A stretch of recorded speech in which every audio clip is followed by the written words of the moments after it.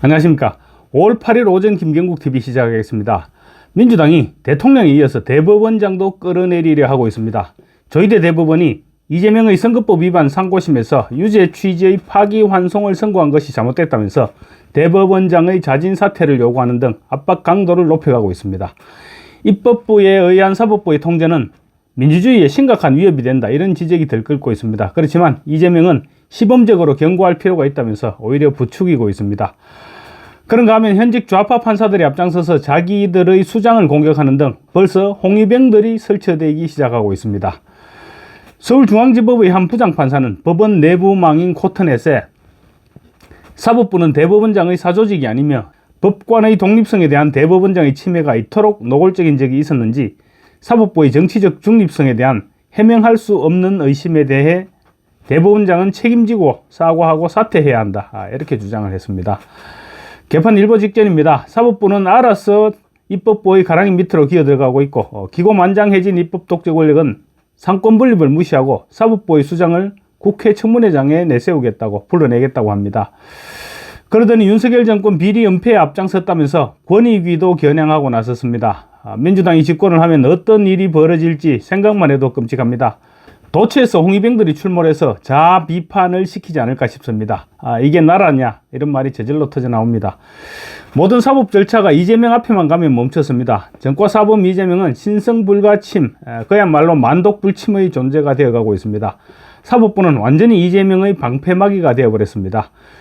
어제 서울고법이 15일로 예정됐던 이재명의 선거법 위반 파기환송심 재판을 내달 18일로 미뤄버렸습니다. 국민 모두가 깜짝 놀랐습니다. 사법부가 자진해서 입법부의 하부기관으로 들어가 버린 것입니다.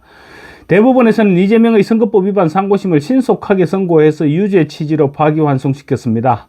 서울고법에서도 속도를 내는가 싶었는데 민주당이 극심하게 반발하니까 바로 꼬리를 내려버렸습니다. 이제 이재명은 대선까지 더 이상의 걸림돌이 없어졌습니다. 엄정해야 할 사법부가 이재명에게 오히려 면죄부를 주고 있습니다. 이재명이 대선에서 승리하면 그 많은 범죄 행위들이 모두 사라질 것입니다.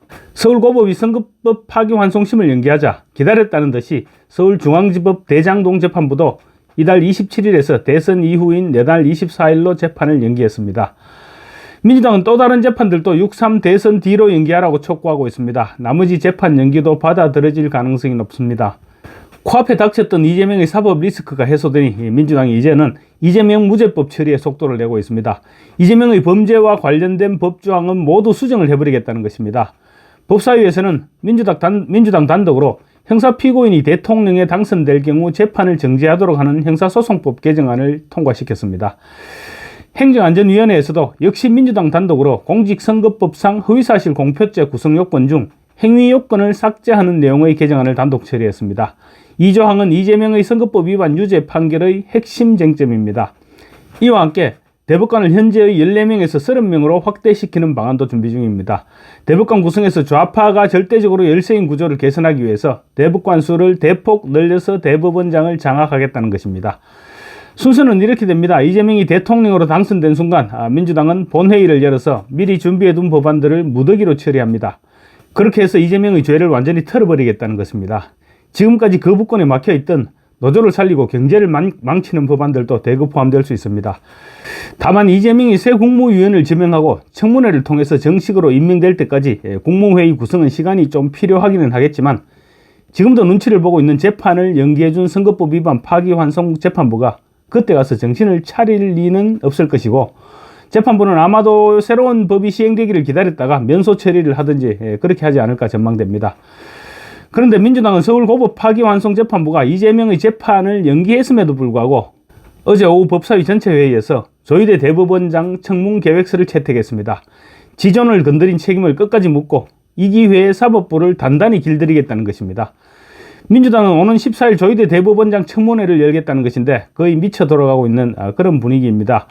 청문회 사유는 대법원 전원합의체가 지난 1일 이재명의 공직선거법 위반 사건을 유죄 취지로 파기환송했다는 이유입니다. 엄연히 헌법에 상권 분립이 명시되어 있음에도 불구하고 대법원이 이재명을 서둘러서 유죄 파기환송했다고 사법부의 수장을 청문회장에 세우겠다는 것입니다. 민주당 소속인 정청래 법사위원장은 조희대 대법원장의 청문회에 대해서 사법 쿠데타 진상규명이라고 했습니다. 정청래는 이미 대통령도 2명씩이나 탄핵했는데 법사위원장이 뭐라고 이런 말을 아무렇지도 않게 내뱉고 있습니다. 세상에 판사가 피고인을 유죄 선고했다고 청문회를 열겠다는 발상을 아무렇지도 않게 하는 저런 정당이 집권을 하면 어떻게 되겠습니까? 공산국가가 아닌 자유민주주의 국가 어디에서 이런 일이 벌어지겠습니까? 외국에서 대한민국을 어떻게 보겠습니까? 국민의힘 의원들이 판사가 판결도 못하나 민주당에서 원하지 않는 판결이 나왔다고 해서 범죄의 시선으로 보고 청문회를 한다는 것이 과연 있을 수 있느냐? 이렇게 항의했지만 민주당은 콧등으로도 듣지 않고 있습니다.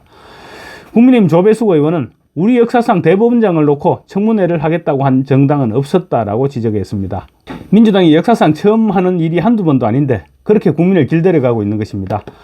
국민의힘 의원들이 단체로 몰려가서 법사위 회의장 앞에서 반대 농성을 했지만 아무런 소용이 없었습니다. 민주당이 어제 법사위에서 처리한 형사소송법 개정안은 피고인이 대통령 선거에서 당선됐을 때 법원은 당선된 날부터 임기가 종료될 때까지 공판 절차를 정지해야 된다.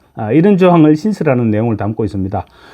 또 부칙을 통해서 공포와 즉시 법안을 시행하도록 했는데 법안을 시행하는 당시 재직하고 있는 대통령에게도 이 조항을 소급 적용하도록 했습니다.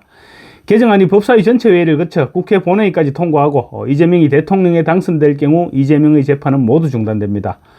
앞서 법무부는 형사소송법 개정안에 대해서 사실상 반대 의견인 신중 검토 의견을 냈습니다. 법무부는 대통령 취임 전에 범한 범죄를 공판 절차 정지 대상으로 하는 것은 공직의 자격 요건을 엄격히 제한하는 관련 법률 규정을 무력화시킨다. 자격이 없는 피고인으로 하여금 부당하게 그 임기를 보장하는 결과를 초래함으로써 대통령직이 범죄의 도피처로 전락할 우려가 있다고 했습니다. 범죄의 도피처라는 표현까지 적시했을 정도로 강력한 반대 입장을 표명한 것입니다. 법무부는 그러면서 개정안의 내용은 국민적 의견을 수렴해서 헌법 개정을 통해서 도입하는 것이 바람직하다. 이런 의견도 덧붙였습니다. 그렇지만 민주당은 막무가내입니다. 재판 중인 피고인은 사실 구급 공무원에도 임명될 수 없습니다. 하물며 5개의 재판을 받고 있는 피고인이 대통령 자리에 올라서 자기 재판을 모두 중지시켜버리고 범죄 자체를 없애버리겠다고 하고 있습니다. 이제 우리는 대선에서 이기는 것 이외에는 아무런 방법이 없습니다. 저 극악무도한 이재명과 민주당 집단이 대법원장까지 청문회에 세우고 또 홍위병들이 설치되기 시작하는데 국민들이 언제까지 지켜만 보고 있겠습니까? 이제 남은 것은 국민들의 힘입니다. 감사합니다.